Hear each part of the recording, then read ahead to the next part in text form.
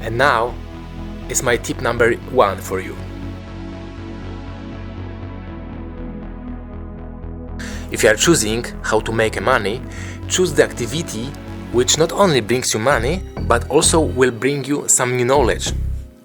If the standard shift is about 12 hours and medium hour rate is $20, you are getting $240 per shift, couple of extra hours of time, and very often some decent tip.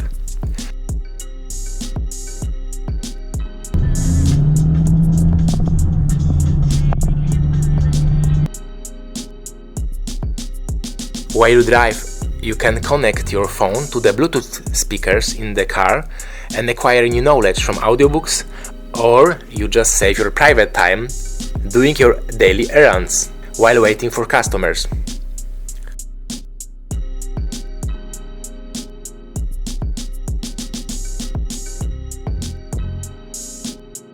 If you drive out of the town, you can see sugarcane fields and many signs that say beware of kangaroos.